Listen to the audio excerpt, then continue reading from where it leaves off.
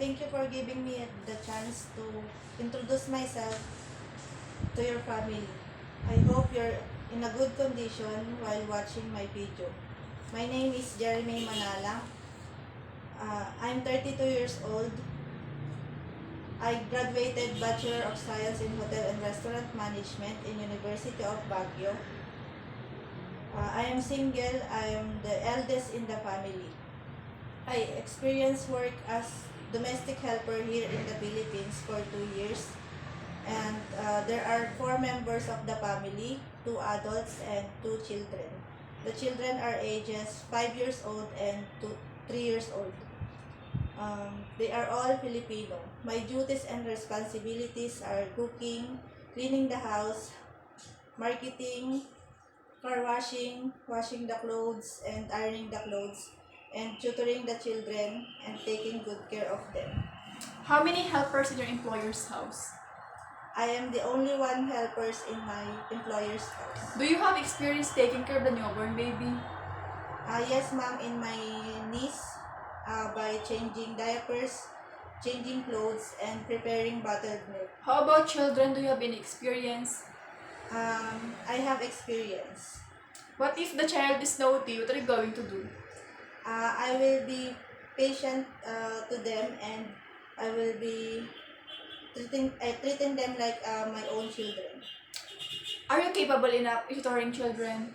Yes, ma'am, like basic counting, drawing, storytelling, and I will teaching them how to sing nursery rhyme. Can you give me a sample nursery song? Of course, ma'am. I have 2 hands, the left and the right, holding apart so clean and bright. Clap them softly, 1, 2, 3. 2 little hands are good to see. Are you willing to care of an invalid or elderly person? Yes, ma'am. But I prefer taking care of child or newly born baby. What if you feel homesick? What are you going to do? I will keep myself busy to my work, and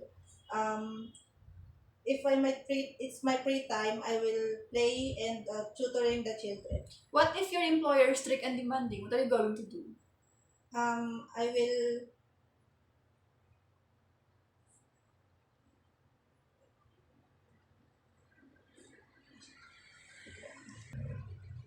I will ask the rules and regulations and follow for their satisfaction. If you have misunderstanding with your employer, what are you going to do? I will be polite and say sorry, and I promise that I will do it again. Do you mind holiday will not be scheduled on Saturday and Sunday? I don't mind, ma'am. It depends on my employer's schedule. Why do you want to work in Hong Kong? To help my family financially and also to save money for my future. What is your message to your future employer? Hello, ma'am, sir. I know it's for you to select a new domestic helper. I'm here to applying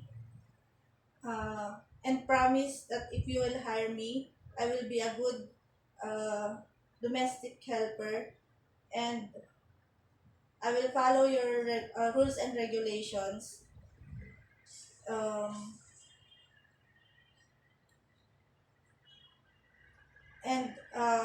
will follow your rules and regulations without complaining, and I will treat your family as my family too, and promise I will finish my contract, and if you will I will renew it if you want me. Thank you.